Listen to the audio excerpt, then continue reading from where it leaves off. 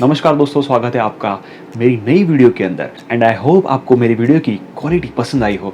पहले की वीडियो मैंने बहुत सारे मोबाइल के ऊपर शूट किए, लेकिन बहुत से लोगों ने मुझे बोला यार तुम अच्छा बोलते हो, वीडियो की क्वालिटी थोड़ा इंप्रूव करो। तो जिस थंबनेल के ऊपर आपने क्लिक किया था उसके बारे में आज हम बात करेंगे। जहाँ तक कि मैंने देखा है बहुत सारे यूथ और बहुत सारे लोग सेविंग्स के ऊपर बिलीव करते हैं, जो कि गलत भी नहीं है, लेकिन मेरे हिसाब से बहुत सारी सेविंग्स करना भी एक प्रकार से लॉस है। अब जब आप सारा पैसा या फिर आपकी जो भी आपको पगार मिलती है और आप वो सारी पगार आप अपने सिर्फ बैंक खाते में डालते हो, here you lose your money. Bank आपको हर एक सेविंग्स के ऊपर इंटरेस्ट रेट देता है 4 से 5%। इंडिया के मार्केट का जो इन्फ्लेशन है वो है 6 से 7%, जबकि वो कभी कभी वेरी करता है 5 से 6%, लेकिन मोस्टली 6% होता है। तो ये जो मार्केट इन्फ्लेशन है उसके अंदर मान के चलो कि आप 1 लाख रुपए बैंक के अंदर डालते हो। बैंक के अंदर जब आप 1 लाख रुपए डालते हो तो 4% के हिसाब से या फिर 4.5% के हिसाब से आपको साल के मिलते हैं 4,500 रुपये।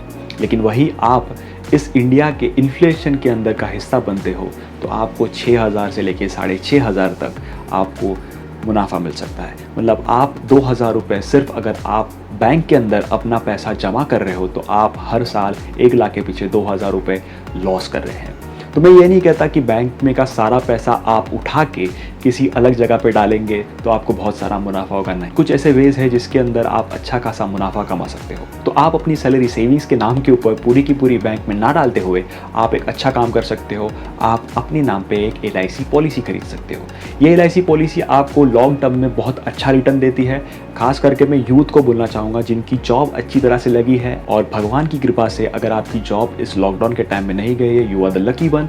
और अगर आपकी जॉब नहीं गई है और आपको पेमेंट जो है आपका टाइम टू टाइम मिल रहा है, तो आप अभी से LIC पॉलिसी खरीदें और उसके अंदर निवेश ज़रूर कीजिए, क्योंकि ये पॉलिसी आपको आपके 40s में बहुत अच्छा खासा रिटर्न देती है। तो आप एक अच्छी फाइनेंशियल फ्रीडम उस टाइम पे आप कर सकते हो, और ये अच्छी टाइप की मेरे ख्याल से ग्रोथ होती है उसके अंदर। तो आपको बहुत सारे उसके अंदर बोनसेस भी होते हैं। तो ज़रूर आप किसी LIC एजेंट से कांटेक्ट करके आप अपने पैसे वहाँ पे इन्वेस्ट कर सकते हो। दूसरा ऑप्शन आता है mutual fund. Mutual fund bank के बाद LIC के बाद सबसे सेफेस्ट रास्ता है, लेकिन ऑब्वियसली अगर उसके बारे में आपको नॉलेज है तो। उसके बाद आता है स्टॉक मार्केट या फिर शेयर मार्केट। उसके अंदर आप पैसा ज़रूर लगा सकते हो। मैंने बहुत से लोगों को ये बोलते हुए सुना है कि स्टॉक मार्केट यार भाई, मतलब नहीं यार, स्टॉक मार्केट बहुत बड़ा जुगार है, स्टॉक मार्केट में इन्वेस्ट करने से डर लगता है यार। स्टॉक मार्केट, मैंने सुना है कि यार स्टॉक मार्केट में बहुत से लोगों के घर उजड़ गए, घर बेचना पड़ा। लेकिन मैं इन सारी चीज़ों को नहीं मानता, क्योंकि स्टॉक मार्केट एक ऐसा मार्केट है जिसके अंदर आपको स्टडी करने की बहुत ज़्यादा ज़रूरत है। लोग स्टडी नहीं करते, अपना पैसा डालते हैं, फिर खो देते हैं और फिर उसे जुगाड़ का नाम देते हैं। अब मैं एक सिंपल से चीज़ों को, मैं स्टॉक मार्केट की जो सो कॉल्ड मार्केट में अफवाह है उसे दूर करने की कोशिश करूँगा। अब मान के चलो 2019 में आपके फ्रेंड ने एक पैंट खरीदी। अब वो पैंट है कोई भी कंपनी की हो, डेनिम की हो, कोई भी हो। अब वो पैंट उसने वो टाइम पे खरीदी थी और उसका साइज़ था 34, और उसने वो पैंट एक XYZ दुकान से खरीदी। अब वो पैंट खरीदी करने के बाद में आपको समझो 1.5 साल बाद बोलता है यार भाई क्या एक नंबर पैंट है, इस पैंट के अंदर ना मतलब मुझे बहुत कंफर्टेबल भी लगता है, मैंने इतने साल यूज़ करी, ये पैंट को ना कुछ भी नहीं होता, और ये पैंट ने ना मुझे बहुत अच्छा मतलब पैसा वसूल कर दिया यार पैंट ने। तो आपने सोचा यार क्या बढ़िया पैंट है यार, मुझे भी लेनी चाहिए। तो आपने क्या किया, उस दुकान वाले को फ़ोन किया या फिर उस वेबसाइट के ऊपर गया और आपने वो पैंट मंगा ली, और उसने जो कहा था सेम वही स्पेसिफिकेशन की मंगा ली। तो आपने इस पूरे प्रोसेस के अंदर 3 मिस्टेक की। कौन सी 3 मिस्टेक? सबसे पहले आपने मिस्टेक की कि आपने टाइम ड्यूरेशन नहीं देखा। वो पैंट उसने 2019 में खरीदी, क्या आज भी उस पैंट की रेट वही रहेगी? नंबर 2, आपने ये मिस्टेक की कि उस पैंट के बारे में आपने ज़्यादा रिसर्च नहीं करी, या हो सकता है कि आप उस शॉप के अंदर गए नहीं, आपने सिर्फ फ़ोन के ऊपर या फिर ऑनलाइन शॉप के ऊपर आपने उसे मंगाया। हो सकता है कि 2 साल के अंदर उसकी प्रोडक्टिविटी जो है वो कम हो गई हो। तीसरी मिस्टेक आपने ये की कि उसने 34 की मंगाई, आपने भी 34 की मंगाई, जबकि आपकी कमर थी 32 की।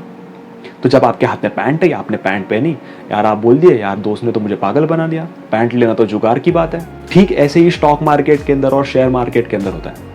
लोग नॉलेज नहीं लेते, लोग नॉलेज लेने से पहले ही अपना पैसा डाल देते हैं किसी की टिप या फिर किसी की एडवाइस के ऊपर, और सारा पैसा डुबा देते हैं। तो अगर आपको पैसा कमाना है अच्छी खासी ट्रेडिंग करनी है। बहुत से लोग हैं जो डे ट्रेडिंग करते हैं, इंट्रा डे ट्रेडिंग करते हैं और बहुत सारा मुनाफा भी कमाते हैं। तो उसके लिए आपको प्रॉपर नॉलेज होनी चाहिए। सबसे पहले आप स्टॉक मार्केट के अंदर पैसा डालने से पहले आप थोड़ी प्रैक्टिस करें, आप थोड़ा गैस वर्क करें, आप थोड़ी चार्ट ट्रेडिंग करें। इसके बहुत सारे कोर्स मार्केट में अवेलेबल होते हैं। मेरे करीबी दोस्त हैं, वो भी हाल ही में एक कोर्स लॉन्च करने वाले हैं। आप ज़रूर, मैं आपको रिकमेंड करूँगा कि आप वो कोर्स लें। दूसरी चीज़ मैं आपको बताना चाहूँगा कि आपके पास अच्छे खासे बैंक के अंदर पैसे हैं और वो पैसे बैंक के अंदर पड़े हुए हैं, तो आप अपनी वैल्यू समाज के अंदर बढ़ा सकते हैं। कैसे? अगर कोई भी बंदा अपना स्टार्टअप या फिर करियर या फिर कुछ भी छोटी सी भी शुरुआत करना चाहेगा तो उसे पैसों की ज़रूरत होगी। अगर वो बैंक के अंदर जाता है तो बैंक उसे कर्ज देता है, तब उसके अंदर इंटरेस्ट लगाता है 7, 8, 9, मैक्स टू मैक्स कभी कभी 10 भी लगा देता है। लेकिन अगर उसकी एलिजिबिलिटी ही नहीं होगी, मोस्टली स्टार्टअप के अंदर या फिर मोस्टली छोटे बिजनेसेस के अंदर बहुत सारी एलिजिबिलिटी नहीं होती, तो बैंक उसे अपना घर या फिर कोई कीमती चीज़ गिरवी रखने को बोलती है। अगर उसके पास वो भी नहीं हुआ तो उसके लिए बैंक ऑप्शन चला जाता है और फिर उसके पास ऑप्शन बचता है पर्सनल लोन, जबकि पर्सनल लोन अपना इंटरेस्ट 15% देती है। तो ऐसे टाइम पे आप उसे मदद कर सकते हो। अपना पैसा आप बैंक में रख के 4% या फिर 5% की ग्रोथ पे आप रखते हो, तो आप उसे ऑफर कर सकते हो कि भाई तुझे बैंक दे रही है 10% और तू बैंक के लिए तो एलिजिबल नहीं है, और तू अगर पर्सनल लोन लेने को जाता है तो तुझे पड़ता है 15%। तो एक काम कर, 12 या फिर 11.5% में मुझसे पैसे ले ले और मुझे साल में मुनाफा करके दे दे। अब इस प्रोसेस के अंदर मैं आपको कहना चाहूँगा कि वो बंदा या फिर बंदी आपकी बहुत करीबी होनी चाहिए। करीबी से बेटर मैं ये कहना चाहूँगा कि वो विश्वास के लायक होनी चाहिए, और हो सके तो अगर वो बताना चाहे तो आप उसका प्लान पहले समझ के आप उसे पैसा ज़रूर दे सकते हो। अब आते हैं नेक्स्ट चीज़ पे। आपके पास अच्छा खासा पैसा है, थोड़ा बहुत भी, मैं अच्छा खासा भी नहीं बोल रहा हूँ कि यार आपके बैंक बैलेंस में 10 लाख है, 15 लाख है, 20 लाख है, थोड़ा भी पैसा है तो आप एक छोटी सी एजेंसी खरीद सकते हैं। बहुत सारे छोटे बिजनेसेस हैं जिनके प्रोडक्ट लोगों को बेचकर बहुत सारे पैसे मिल सकते हैं। वो जो एजेंसी हार्डली 10,000, 12,000, 15,000 के बीच में आती है, वो आप एजेंसी खरीद सकते हो और उससे आप रीमार्केटिंग कर सकते हैं। एक अच्छा खासा आप उसके अंदर एक मुनाफा कमा सकते हो, और आप जो आपके पास जो बैंक में पड़ा हुआ पैसा है उसे अच्छी जगह पर इन्वेस्ट करके अपना जो मुनाफा है या फिर जो प्रॉफिट है वो आप अच्छी तरीके से बढ़ा सकते हो।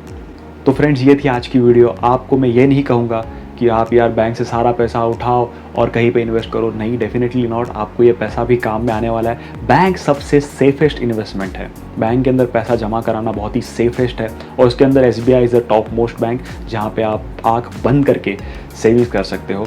बाकी बैंक तो फिलहाल बहुत अफरा तफरी चल रही है, मैं तो कहूँगा। इसी के साथ मैं ये वीडियो यहीं पे ख़त्म करना चाहूँगा। See you guys in the next video. जय हिंद।